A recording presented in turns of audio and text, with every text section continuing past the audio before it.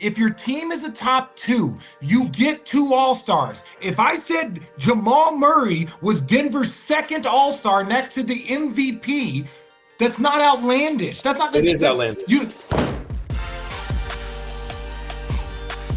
Welcome to this edition of Road Trippin, just the 3 of us. Channing Frye, sleepy Channing Frye, Richard Jefferson. I'm your host, Allie Clifton. Kendrick Perkins is under the weather. Yep, he got straight diarrhea butt.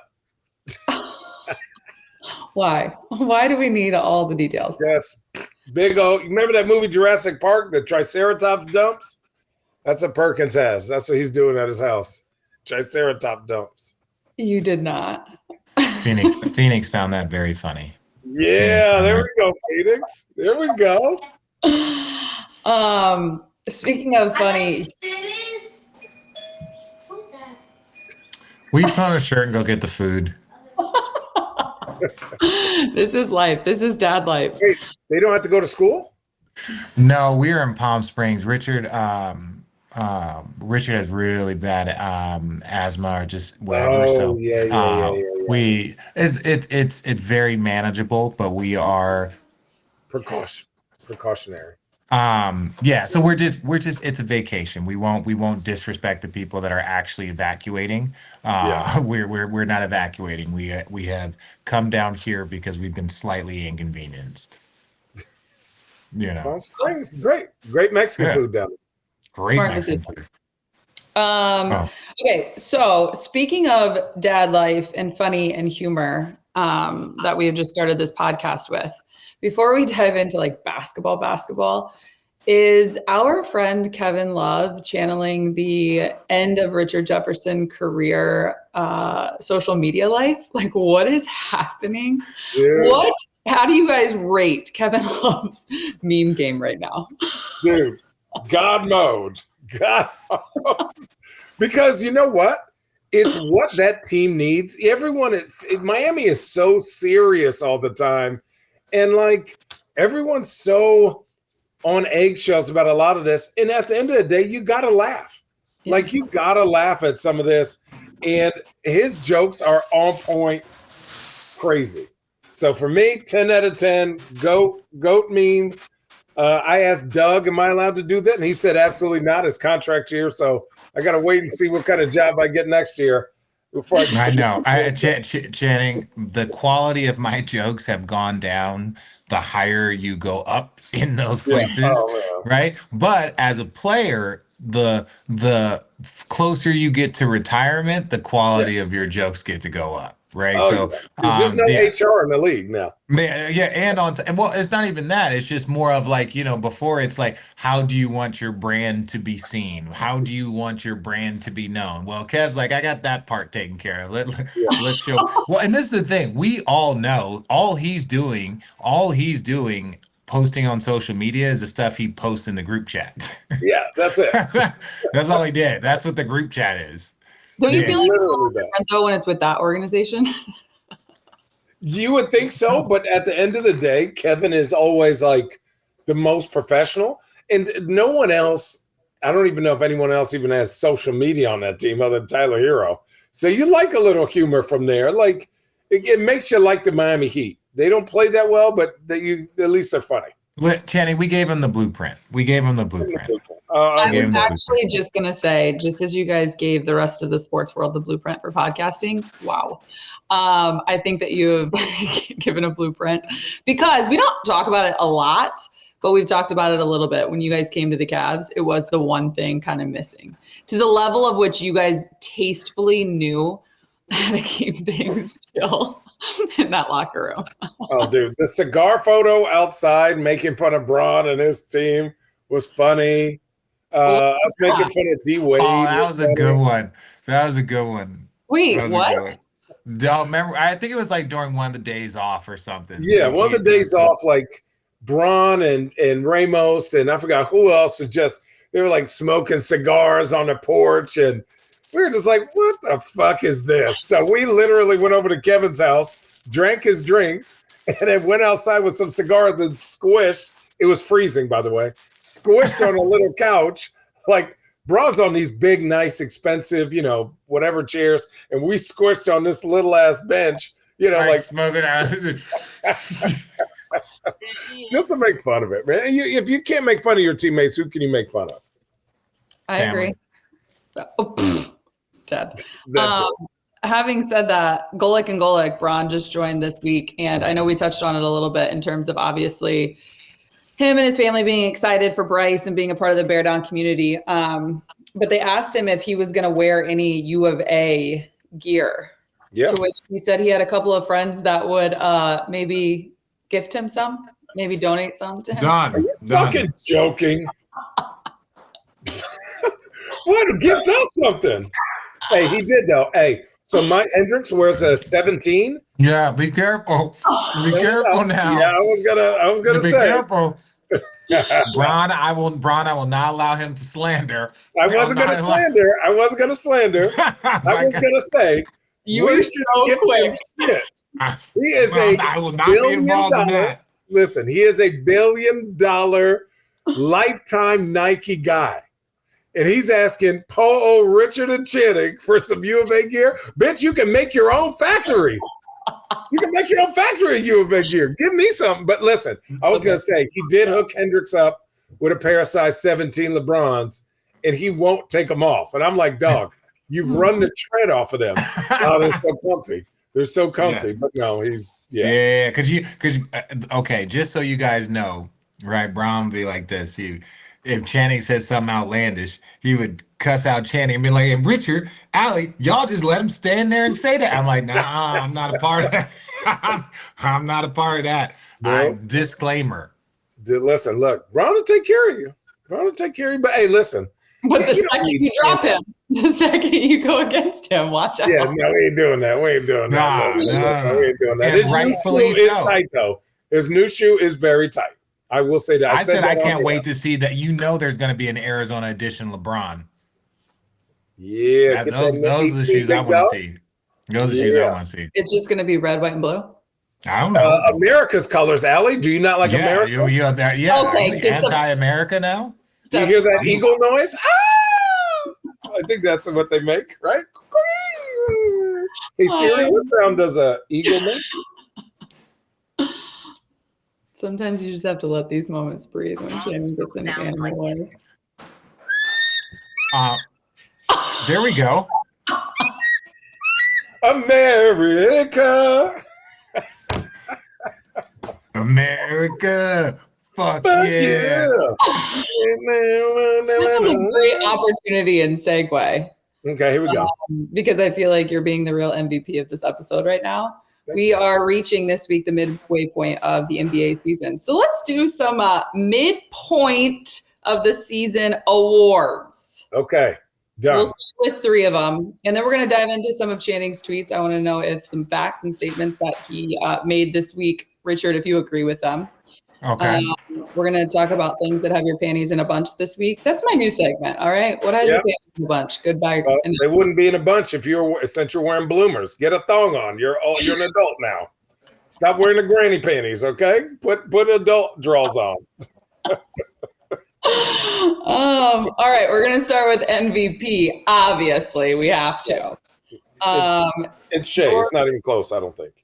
Oh, not even close. I mean, people are going to say it's close. I don't think it's close. I think Shai Gilgeous-Alexander every single year has a number 1 team in the Western Conference. He's the best player by far. What he does both defensively and offensively is absolute masterclass. And he just keeps getting better. Like this year shouldn't be a discussion. My guy's team is literally top 2, 3 best team in the league. And there's some really good teams. So that's my thing. You're going with Shai. All right, Rich. No, I the thing that I love it about with Shai, and this was going to be a big point for me this year, is you can actually go back and look at the NBA and how many players won an MVP but weren't in the top 1 or 2 in their conference. And we had gotten away from that with the stats and really just how great some of these players are. Jokic almost averaging a triple-double and just how dominant he has been.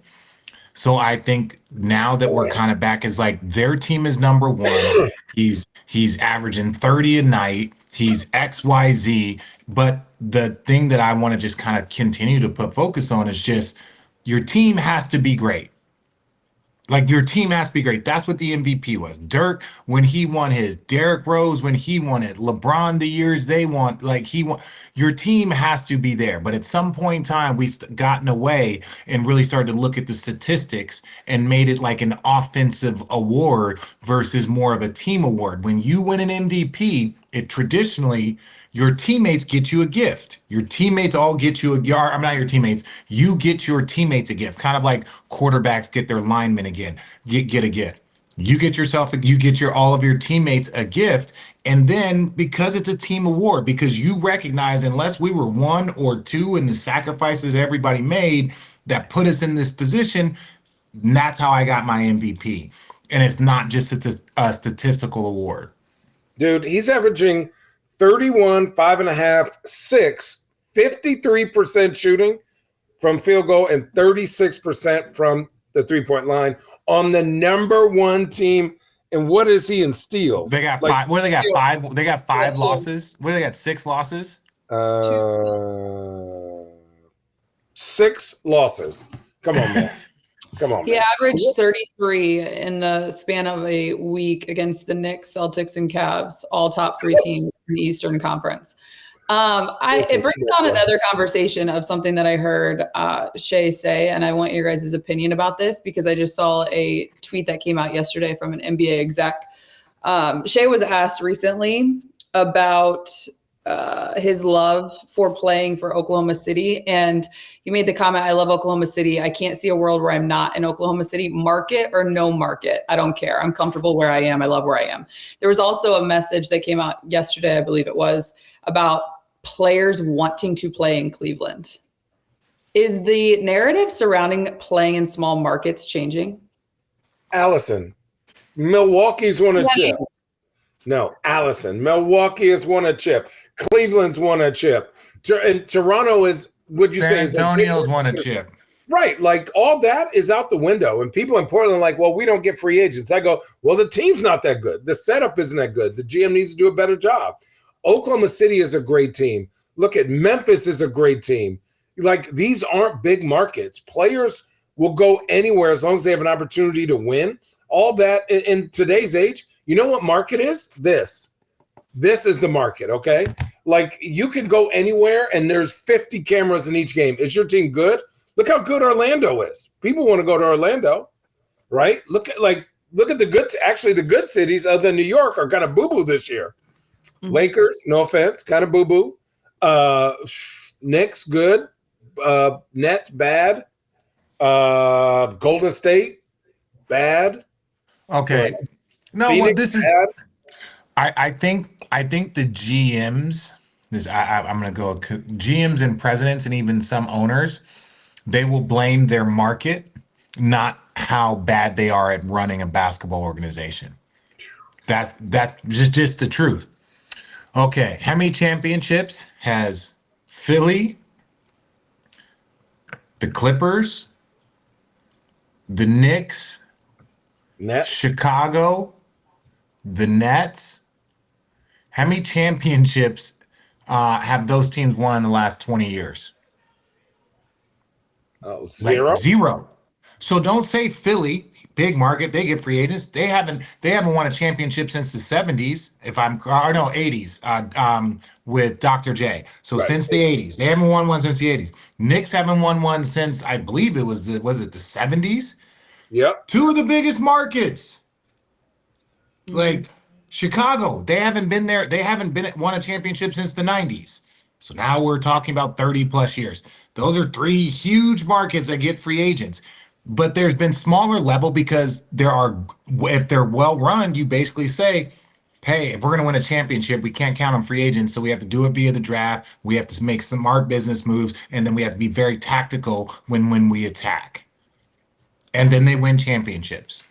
It's simple. So it's like it has. I think Cleveland is a great place to play. Milwaukee's a great place to play. San Antonio's a great place to play. I was in Salt Lake City, loved it playing for the Jazz. But also it has how well run is the organization. If it's well run, it's fun. If it's not, and your team sucks and stupid moves, you could be in LA. You can be in New York. It sucks. Washington should be a big market. Washington is so poorly run. Oh, it's disgusting. So poorly. Every time I get a chance, I try to roast them. I don't even call them Wizards no more. I call them Generals. They are. When you watch them play, you be like, "Hey, yo, man, what do you?" I wouldn't even show up to practice. What's the plan here? What's the plan? Look, they're going to get a top 3 pick again this year. No, I hope not. But the problem with them is that they have been so inept for so long. There's certain organizations, they wait for a player to come there and save them. Like, save us, show us the way, right? But they're just not well run. And you could get lucky in the draft and get guys like Wemby. You can get lucky in the draft and get guys like Blake Griffin that will actually turn the direction of your franchise. Right. But if you're waiting to get lucky, dude, you're in a bad spot, which they happen. A 19-year-old ain't bringing culture. No offense. Like, it don't work like that. You got to already have it there. A couple of days ago, you mentioned Philly, Rich. The Philadelphia 76ers last year at this point, 23-13. Right now, they're 15-21. The Detroit Pistons last year at this point, 3-36. Right now, 20-19. 19. Is Tobias Harris the real MVP? Shout out Toby. No, dude, injuries, culture, accountability. Get him, Channing. Dude, like, everyone takes what JB did in Cleveland for granted. Now, obviously, Cleveland's doing really well, but there were also things that went into that. Contract years, who's going here, who's going there. JB Bickerstaff is a great coach, and you're seeing it because you're seeing the best out of Cade. You're seeing the best out of that whole team, and let's be honest, they are talented, but they are still 2-3 years away from, like, really showing you who they are. I think there are a couple of pieces away from that also, but that's neither here nor there. But to me, man, he's building something. Detroit plays a certain style of basketball that is fun to watch. They're committed on the defensive end, and their star is being a star. That's all you can ask for out of a coach. They look like they're having fun, too. This is the thing. Philly never believed in Philly. I believe in Paul George as an individual, Nick Nurse as a coach. I believe in Tyrese Maxey, and I believe in Joel Embiid being one of the most talented, like, big men we've ever seen. But combined together, I think that they are a very talented team, and we're gonna have to wait and see. Detroit, I just wanted them to lose one more year. One more year, I just wanted them to lose and get it. Because I believe that if they got another top 5 pick, if they got another top 7 pick, especially in this draft, combined with what they have, so I this is the definition of, Sam Presti last year when they were talking kind of about the timetable and them not wanting to give them a big man. Like, Sam Presti moved a little too slow. And I thought they could have had a chance to get to the finals or get, conference finals. I think they're moving a little too fast in Detroit. Like, let's slow down the winning. We don't have, like, 3 top guys here, right? We have Cade Cunningham, who is now going to be in his, 5th year. So he's not he's a very, very young player, right? But we know who he is. We need to get more players next to him. And so if you start winning and then all of a sudden you start to get to that in-between ground where you're like, you're getting 13, 14 picks. Like, no, let's get these picks and let's keep these picks into the 10 until we have the 3, the Chet Holmgren, the Shai, and the Jalen. Now we can start building around. And I just think they're a smidge too early in Detroit. Shout out to Richard Langdon. I had an opportunity to see him when Detroit was in town not too long ago. Love that guy. I just saw that he also, as of a couple of days ago, was in the lead for Executive of the Year. When you speak of small markets, this is an opportunity for them to, I don't know their pick situation as it stands right now. I don't know how they can attract what they have capable to do in terms of moves and stuff. But do you have to go through the draft? Yeah. Oh, yeah. To me, I think okay. No. One, this is it's supposed to be a ridiculous draft, right? I think, it was 50-50 on Cooper Flag, and I watched him play the other night, and I said it's not even close. Not even close. Not even close. Whoever gets him is going to get somebody special where you don't really have to teach him how to play basketball. You just got to put him in situations to be successful. I think for Detroit, even if you do get a 15 to 20 something pick, you just got it with Trajan. I believe that they're going to go get the right kind of kid. You don't need to go get a young, like crazy talented, let me wait on him 4 years kid. You can go get a fourth, fifth year senior, some tall dude with bounce, or just a bona fide scorer. I'm saying, do you have to rely only on the draft, though? What did you say, fourth, fifth year senior? Bro, what are you talking about? You want to add an older rookie to this Detroit team. You don't need a guy that you're like, oh, this dude's trying to be a superstar. You need a guy okay. Do you hear what he's saying? Yeah. I hear what you're saying, Jennings. Because you're like, oh, we're past the development stage of our team and we need to start progressing into the next phase. You need to add. My point is, isn't there a player currently in the NBA that they can get? That's my point. No, because you want to pay your young guys. No, I don't think there is right now. I think, okay. I hear what you're saying, Channing, because you're saying right now, connect. He's the type of guy. Go get like a guy that knows how to play, not a guy you have to teach how to play. Right, exactly. What I'm expressing is, I think Cade Cunningham is young enough. Ivy, obviously, he got banged up, right? Right. Well, he's out for the whole year. And then you have the Thompson twin. I just think one more top 10 pick, potential top 5 pick. Now I think you have a very strong base moving forward. That's all I'm saying. If you now take that from being the 7th pick in the draft and getting a guy that could be a potential all-star, now you're getting to the 13th, 14th, where you're hoping to get a guy that can potentially contribute early. I'm not saying that you couldn't get talent, but just like, hey, our hope at 14th pick is to get a guy that can contribute right away. So we would go with more of a guy right that is Jaime Jaquez. Right. Yeah. Here, go play. Go ahead. Speaking of Detroit, Cade Cunningham, Channing tweeted the other day that Cade Cunningham, he didn't tweet, he said it on television actually. Cade Cunningham reminds me so much of Brandon Roy. Do you agree? Disgusting. Tell us. No, go ahead, Richard. Do you agree? No, you said it. I said tell us. I'm curious. I mean, a bigger guard makes the right play. The way that he's set up physically, it's like no one ever makes him in a rush. And also, to me, he just makes the right play seamlessly. He's like a hooper. It's like, oh, you want me to score tonight? Okay. Oh, now you want me to pass? No problem.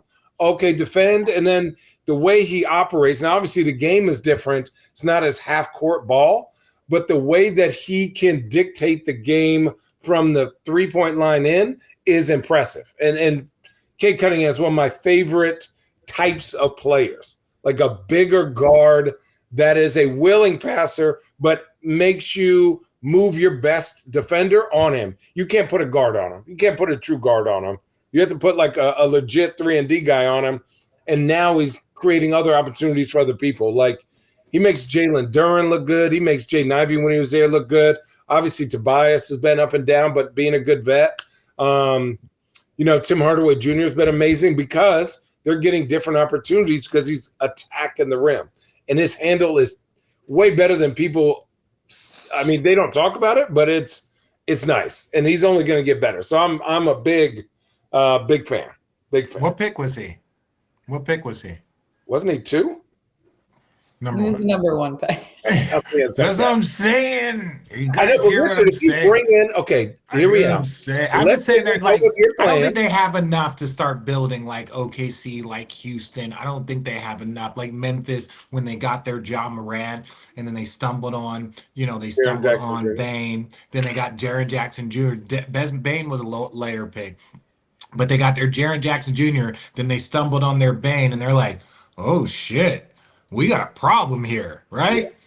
So I just didn't think I didn't think if you compared them to Houston, OKC, Memphis as like smaller market teams, I just felt like they were still one more transition away. I think Charlotte with Brandon Miller, Bridges, and Melo, I felt like they were right around in that space. I don't see, if you look at all of those teams, Cade is maybe one of the best of those guys, maybe third best of all of those teams. But if you look at that, Detroit's in the least amount of talent in that when you group. do it that way, yes. I just worry about if you get a top 5 pick, he's going to come in with expectations like, fuck hey, that. Y'all went JB got that. JB, y'all went and got me. JB, Ime Udoka, those type of coaches, they don't play that. Same. Look at Houston with Jalen Green. Like Ime will sit that man in the fourth quarter. He's gonna be like, listen, but he keeps getting better as a basketball player because to his credit, he's figuring it out. But they got Jalen. We didn't even talk about the little shooter that hasn't shown up. No, but I'm saying the little shooter in Houston. What's his name? Kid from Duke? Kentucky. Reed Shepard. Yeah. Dude, he went to the G League and said, hey, I'm not going to complain. I'm just going to torch this shit and get me right back. Now imagine you add him. Now you add the shooter with Van Fleet, and then you have Jabari, you have Jalen Green, you have Şengün. You have Thompson. Dude. Do you agree with Thompson? Like, are you kidding me? Wait, can we? So he agrees with you agree with the Brandon Roy comparison? You agree with that? 100% I agree. Because Brandon Roy was one of those people that like he was quick, but you wouldn't call him quick. Right. He was athletic, but you wouldn't call him athletic. But it was like he had that across. He had that across the board, and all of a sudden you're like, man, I can't figure out how to stop him. He's quick, but he ain't that quick. Like he got a handle, but it ain't crazy. It was slow. It was. Dude, one-on-one, I'll say Kyrie cooked me the most, but then playing Brandon one-on-one, it was like slow motion, and I was like, I can't move. And he'd be like, bye. I'm like, bye. You're moving slow as shit. But then he's right by me, dude. Okay. Do you know what and again, it's kind of a hybrid, but do you know how Luka, yes. People are like, how does Luka keep going by everyone? How does this guy keep getting everywhere he wants? It's hard because he's not quick. He's not athletic. He's not fast. He's just so smart with how he moves his body, and his handle is nuts. So he just anywhere he wants to go at all times. Brandon Roy was like that, where he wasn't quick, he wasn't fast, but you couldn't speed him up, so he would just go wherever he wanted. And Cade Cunningham does have some of that to him, but Cade Cunningham big and more athletic than both of them. Back to the midseason awards. Your defensive player of the year. Stop it. Is it a runaway? Is it a runaway? It's not even close either, Channing.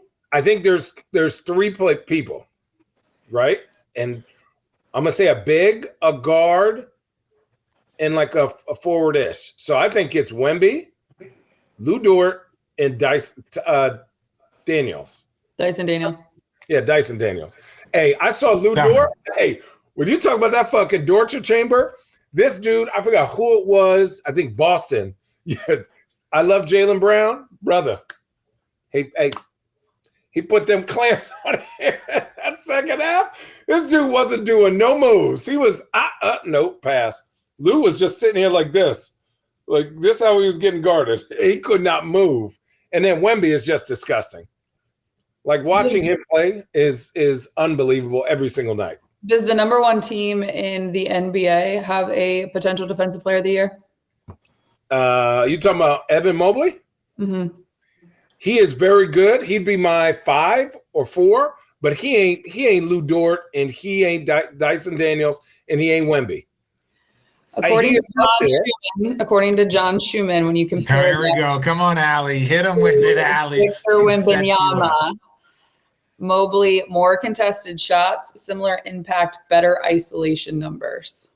Allie, look at 1 team in the NBA. He's also playing with a center behind him. Wemby's playing with Keldon Johnson, who's 6'7". Wemby's got a center on both arms. Wemby has 2 centers. He's got his left wing. He's got a right wing. Allie, Does Wemby have to? No, when Evan Mobley is in the game and somebody has a wide open layup, they shoot that layup. When Wemby's in the game, people be looking. Hey, Okay. Wemby Wait. He'd be walking after people like Jason. They know. I think. Wait. Channing. This gets us back to our original point. Don't quote me on this. I got to go back and finalize my research. Right. I actually think I heard this from OG. Only 3 players have ever won an MB. Maybe it's like 3 to 5 players have ever won a defensive award, and their teams weren't in the top 5. Oh, okay. All right. Well, but this is what I'm saying. In NBA, no, I only say this not to say that Wemby might not be the best. He might be the best defensive player in the world. Same way where the best player in the world didn't win the MVP every year. LeBron might have been the best player in the world for 10 straight years. Kobe might have been the best player in the world for 4 straight years. Like when they didn't win the MVP? Yes, that's what I'm saying. You don't win the MVP every year. You do it based off of your performance and your team's performance. Right. So to just be like Wemby is the best defender in the world, factually. But his it's not just your individual performance, it's your team performance that has to contribute to that award. What about Lou Dort? Lou Dort, yes. That's when you start looking at Marcus Smart and his ability. The way that they are playing, he should be up for that award. Evan Mobley should be up for that award, and Wemby should be first team all defense. Okay. I say that just for the MVP. I say that for I think one thing is the rookie of the year that gets tossed out because the best players often go to the worst teams. Is this the worst rookie of the year? Everyone's like, nobody gives a shit about the rookie of the year. Oh, the rookies do. I was like, those companies do. Nike does. Adidas does. Man, listen, ain't nobody wearing no Alex Sars, motherfucker. No Eves Messies. Come on, he wearing them high top Alonzo Mornings. Bro, let's do round out this. We'll do 3 this week. We'll do 3 next week. Coach of the year. Oh, careful. Jamal Mosley. It's not even close. It is not even close. When you're missing 86 points a night and you're still winning, stop it. Stop it. Dude, look at every player comes in there and is on point, committed. They play the same way. They beat good teams. They beat bad teams. You're hurt, next guy up. You're hurt, next guy up. We're missing 30 points. Cole Anthony. Hi, guys, I'm here. I'll get you 30. Boop, you get hurt. Next, Jalen Suggs. You okay? I'm good. Boop, you're in there. Dude, stop it. Let me ask you this. Who's your top 3? Actually, hang on first. Rich, give me your coach of the year first.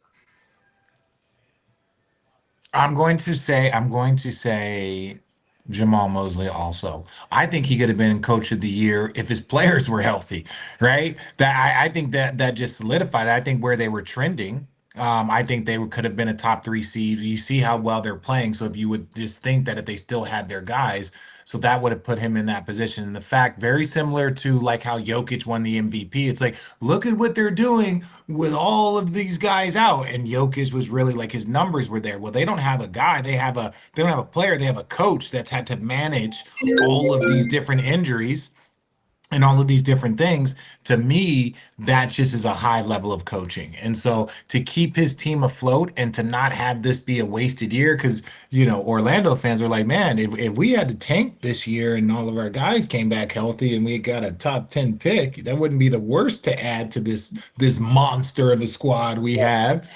But Jamal Mosley was like, screw that. We're on a winning mission and we're going to keep it going. I think.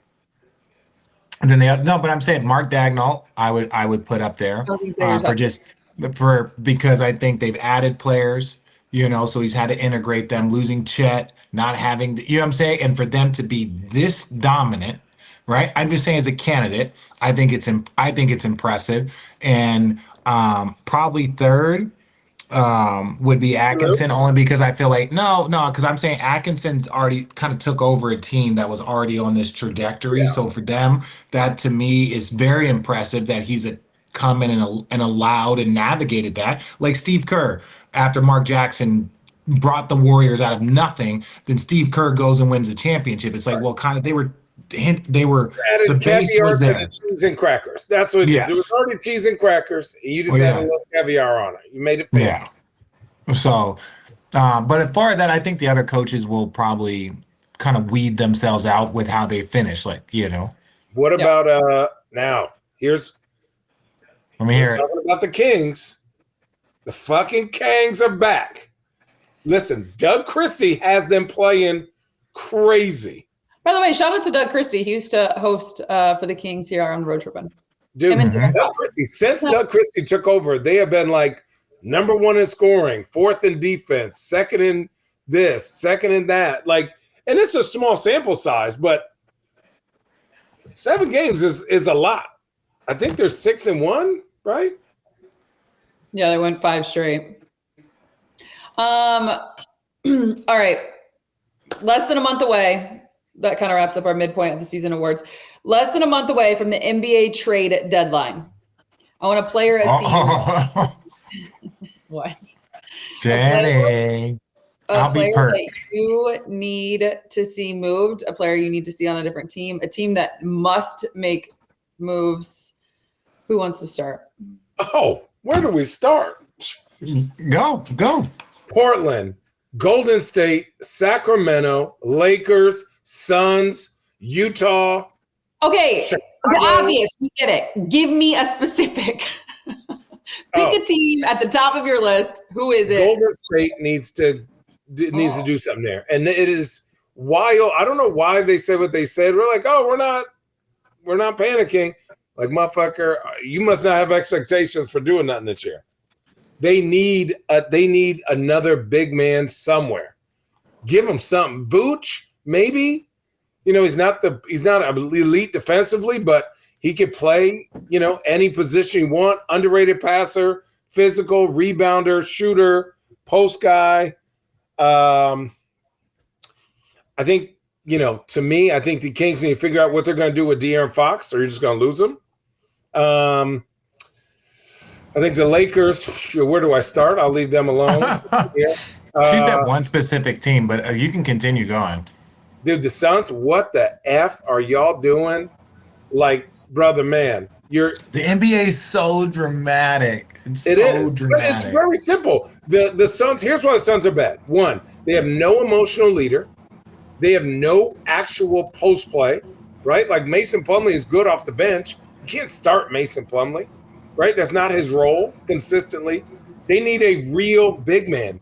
Every great team in the NBA now has a true center and then a power forward, okay? I think the Lakers need to add a true center. Maybe that's Valanciunas. I think it would alleviate a lot from AD, who's already playing great, right? To me, the Suns need to get bigger. This is not a small guard league anymore. They need to get bigger. Look at Boston, Golden State, or Boston, Cleveland, Milwaukee, Orlando. Who else am I missing? OKC-ish. New York. All have big men. Rich? Shannon, you just listed the entire league. No. I listen to teams that are in the mid. They're mid. Don't be mid. Either be bad or be. I just think Portland is the bad team, but they have talent that are young. They need to clear away the old weeds. Let the young boys go. Speaking of, we're going to dive into a tweet from Channing regarding Portland. No, I don't. I think the one point that I'll give Channing credit on is that there's 3 teams that don't need to make any necessary moves unless they were being really greedy. And then there's 17 teams that all could do something that could actually change the direction of their season. So they should be looking. You could be a team that's not, really in the postseason, and you can make a move that could potentially put you in the second round, right? There are teams that are like first round teams that if they made a good splash, they could possibly be in the conference finals. So there's so many teams that are in that range where everyone's looking like, what are you guys about to do? And it doesn't help where there's a draft this year that everyone is saying is a very coveted draft. So that kind of takes those picks off for some teams and makes those picks very valuable for other teams. So it's just how the market is kind of being weighed. So you know what? You can pick one of 17 teams, and any one of those teams would do it. I'm not picking one because I could pick a million of them. So it's kind of boring when you kind of play that game. Lakers can do this. Houston, do they need to get a superstar? Memphis, what are they going to do? Who's going to do something with Zion? New Orleans got a fire sale, boy. Hey, listen. Like, that's what I'm saying. New Orleans has 9 players that any playoff team would love on their roster. We got 7 players. They got 7 players in New Orleans that, if they were to ship them to certain teams, would change the trajectory. Like, if the Lakers were to get DeJounte Murray, are you kidding me? What they would look Trey like? Murphy? Oh, stop it. They're not giving up Trey. But CJ McCollum, like, think about it. Think about what CJ huge. Yeah, so it's like there's so many teams that could use so many players, and there's actually a bunch of teams that should be looking in other directions of like, yeah, this is over. It's over in New Orleans. If I'm New Orleans, I'm saying, hey, you need a backup point guard or you need CJ McCollum. You give me a couple picks and Aaron Wiggins, I'll get you CJ McCollum because I'm going to blow this up anyways. I want as many picks as possible. You say Aaron Wiggins? Yes, Aaron Wiggins, the shooter. Channing is really good at just keeping it a bean and just saying what he feels and saying how he feels whenever he wants to. Oh, yes. I don't know if you could have subtweeted this tweet harder than you did last night, and I don't know why. So will you please educate Richard and I and our Road Trippin audience? And there are some other people out there that are wondering as well. Dude, I'm watching the Blazer game, and it's gross watching a certain player absolutely, in capital letters, fuck off. Is unreal. Please stop playing this person, Trailblazer. It was so gross. The only thing more you could have done, happened? Say said person's name and at the Trailblazers. No, I know. What happened? So I took my son to the game last night, right? So I had to do a little appearance for the Blazers. I took my son to the game, and I'm like, yo, watch these big guys play, right? So Nick Claxton, DeAndre Ayton, Klingon, and some of the other guys. So I'm like, kind of hyping everyone up. Look what he's doing. Look what he's doing. Man, it's not even 2 minutes into this said person's minutes, and he's jogging up the court, no effort. And this is no fucking lie, which made me furious. The ball went over his head like this, and he goes like that, and somebody else grabbed it and made a layup. And I go, why are you even out there? Like, whether you want to be there on the team or not, right? Or if you're not feeling good or whatever, just try. But then I was like, maybe it was that possession. No. If you go watch the film from last night and really look at rotations, hands up on contests, hustling down the floor, setting a real screen, finishing, rebounding outside your area, zilch. Like, give these young guys. Scoot had the best game of his career. He's finally starting to shoot the ball good. Shaden Sharp is solid. Nuwara, they're trying to build something. And for me, if the young guys are trying to build something, as a vet, please just do them justice by trying as hard as you can, right? Like, they were trying, and then all of a sudden the lead went, and then you see everyone just kind of like look around like, fuck, no matter what we do, there's a dud out here. So that might have been a one-game thing, which I heard it's not, and I know it's not.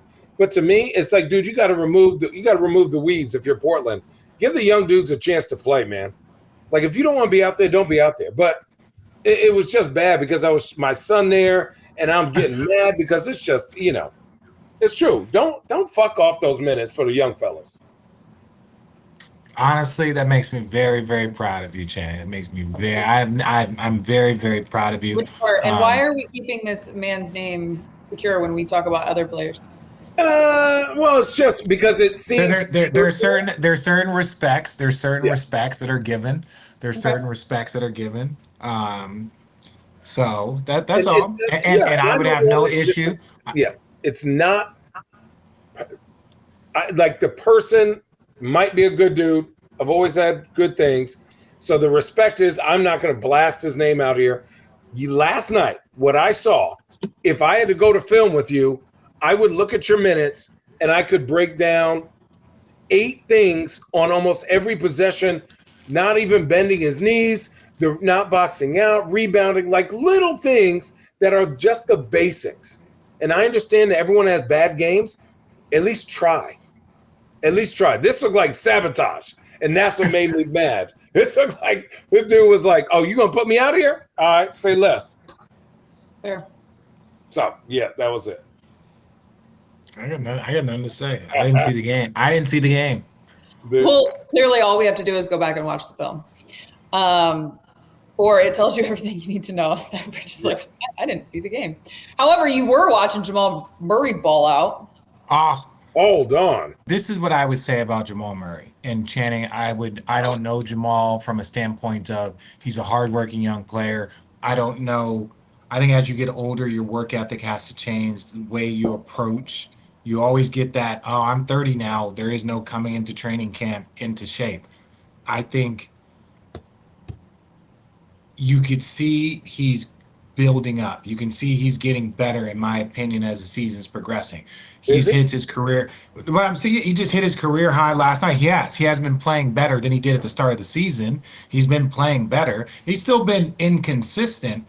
But for me, I think, yes, Jamal Murray is going to have Jamal Murray moments. But if Jamal Murray is going to become a better version, a more consistent version, or he's going to have a more extended prime, I think he's going to have to reevaluate, just how he's approaching the start of the season. And he's still, again, you can have an ACL injury, and then he tried to play tried to play Canada basketball. Maybe that was too much, so he's got to listen to his body, whether it's more work, whether it's more rest, whatever it is, to get and start the season like running. Because when he gets to the postseason, I don't really worry about Jamal Murray, right? Yeah, like Minnesota shut him down. Minnesota, that team was a monster.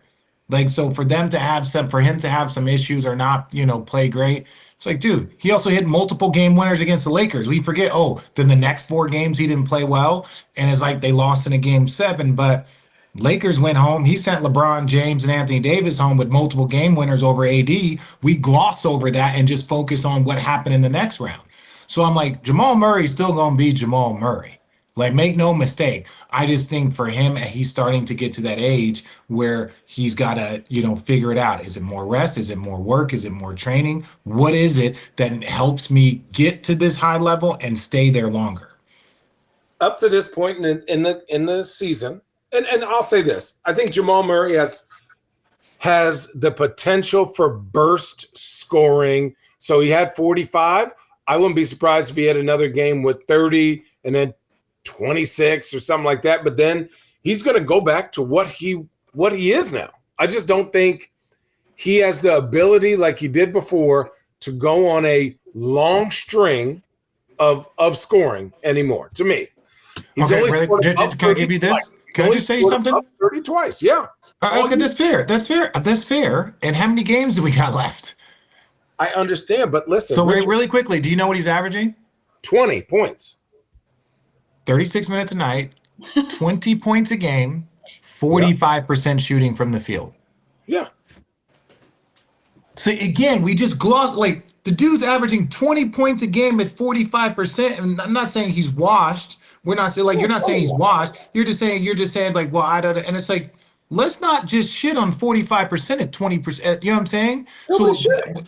I'm saying this is who he is. He's averaging 20, and he had a 45-point game last night. So to me, I think he is an 18 to 20-point scorer, which is way lower than what the expectation for him is. But why? In 2020 he averaged 21 points a game.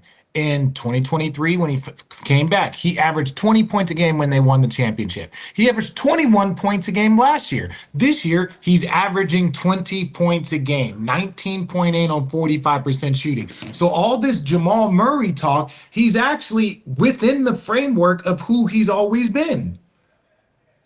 But we want to overreact at the first 25 games of the season, and I'm saying with sample size. So all I'm saying is like, okay, I can see that and say Jamal Murray was not the best version of Jamal Murray at the 25 game season. So if he is starting to hit his stride in the next portion, maybe he's in better shape, maybe he's remember his rhythm's there, maybe he's feeling better and it looks like he hits its shape. So then if I'm Jamal Murray, the people around him, it's like, okay, when we look back at our season that we just had in the quarter, when did we feel our best? When did we feel our worst? Right? So if we didn't feel great in the first 25 games, we have to reevaluate what we're doing in the summer to get us to play well in those 25 games. That will help you to be an all-star. Yeah. I think it matters to understand where you hold Jamal Murray in terms of the type of player that he is. Totally. And then I hold him as a potential all-star. I hold him as a potential all-star. If you're a 20-point-a-game scorer, I hold him as I said a potential all-star. He's not playing it this year. If someone would have told you at the beginning of this season Jamal Murray was going to be an all-star, like have an all-star season, and Denver was going to be top 3 and Jokic was going to be an MVP candidate, that would not blow any intelligent basketball person's mind. Yes, it would. That would blow your mind. Look how good the West is. Hear me out. We've already gone over this. Richard, Kyrie, SGA, Luka, Steph, Booker, James Harden. I'm not disputing. I'm not just. First of all, but I'm not disputing that. But you get 2 all-stars if your team is not even a top 10 guard. If your team is a top 3, if your team is a top 2, you get 2 all-stars. If I said Jamal Murray was Denver's 2nd all-star next to the MVP. That's not outlandish. It is outlandish. They were going to make Aaron Gordon an all-star at one point in time. Richard, there are better off the rip every single year. I'm not saying that there's not better guards. I'm not saying there's not. Mike Conley made the all-star game in the Western Conference. One time. Yes, that's all I'm saying. I said a potential all-star. I don't think he is. That's what we held in the light. I think he is a very good number 2 for Denver. He is a 20-point scorer. He is not an all-star in the Western Conference. I said he's a potential all-star. Well, I'm a potential billionaire, motherfucker. If you say that Jamal Murray going into the season, who's averaged 20 points a game for the last 3 years and including winning a championship and has been a top 2 or 3 seed, for you to say that he's not a potential all-star is so fucking disrespectful. It's not disrespectful. You're just arguing. It has less to do with him and more to do with You agreed with me a while ago. You're just trying to argue. The fact that Road Trippin is in season 8 and we've only had a few of these flare-ups. I'm not. No, he's arguing. It's not you. It's me. It's not you. It's me. He's just arguing. I'm not arguing. I'm not arguing, Richard. We apologize, people. How many players on the All-Star team? How many guards on the All-Star team? How many guards on the All-Star team? I got sucked into it. I apologize. Like, this is a man that plays and knows basketball, that if you are a top 2 seed, you typically get 2 all-stars, and Jamal Murray would be their 2nd all-star. No, that's fine. It's fine. All right, guys. Let's end this episode. It's fine. You're right, Kenny. You're right. I don't want to be right. No, you're right. See, he doesn't want to be right. He doesn't want to be right. He doesn't want to be right because this is what you do, Richard. I'm agreeing with him. What do you call him? He's not getting voted in. He's not getting voted in. I know. Frank, will you clip this entire thing and let the people decide who's right? Please. That's what we really want to know. We're going to end this episode with what has your panties in a bunch, good, bad, or ugly, for Channing. That's it. I'm done. That's what got our panties in the bunch. Sorry. Can we just clip this edit and then put our conversation on the backside? We are. No. I got something even more in my bunch. Stop it, Tom Thibodeau. Stop it. You do not need to play your starters 50 fucking minutes every single night. Please, Lord Jesus. Please. The other night, the only guy to come off the bench had 16 minutes and 5 points. The rest of them, 4 minutes, 8 minutes, 6 minutes. Who can play like that? You know, he has the 3 players, any 3 players on any team, he has the top 6 for minutes. Brunson, Miles, Mikal Bridges, and Hart. have 1,000. This is before the 2 games. 1,010 minutes together already. That's too much. You already know film. You already know what you're doing. Play your bench. When the Knicks are good, it's good for basketball. You have a great team. You have an MVP candidate, and you're already dealing with hamstring issues. Cut it out, Tom Thibodeau. Someone needs a no. Play your bench. No. No. Because they're going to be roasted. They're going to be roasted by All-Star break. Come on, man. Stop it. By the way, when you two fight like children like you just did a moment ago, I'm going to say, no. Cut it out. No. No. No. I just hate watching it. I'm like, man, the dude is dying. I'm staying out of this. Dude. I'm staying. Get him out. No, look, this is the same thing. This is the same thing you say about a lot of great coaches is, you know he's a great coach. D'Antoni is a great coach, but they have to prove that their system and formula will lead them to where they believe in winning a championship. So if this is what Tibbs believes this is best to his team, he just has to prove that this formula can lead to success. And if it can't, because historically it hasn't, I can understand why people will question that. He's just running them to the ground. How politically well was that correct? Was that answer? Yeah, Channing, were you okay with that one? No, fuck that. He could tell. Stop doing it. Dude, think about how good this team would be. Would they have a solid bench? Their bench is solid. You can't tell me 3 dudes can't get 12 minutes? 3 dudes can't get 12 minutes to just give Mikal Bridges he averages 40 minutes a night. Come on, man. He's not. He's your defender. Hey, let me say this. No lie.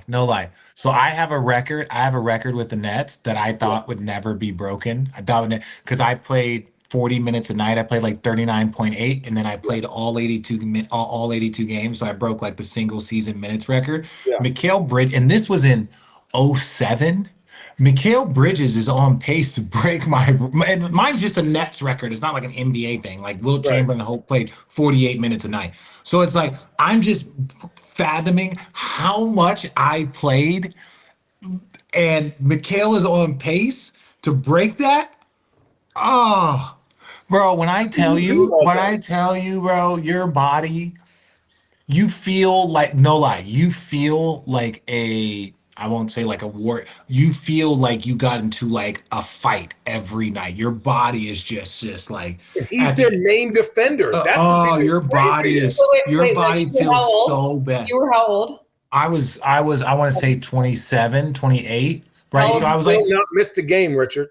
He has not missed a game. I know. I played all 82 at 40 minutes a night. And this is when we were running up and down, defending 95 to 100 final score. You're getting 10 free throws because I was jumping into people. So you were 27? Yeah. How old is he?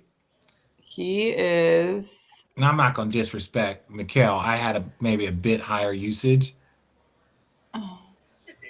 Where do you freaking find this? What? 28. He's 28. Yeah, so we're the same age. Like I played that.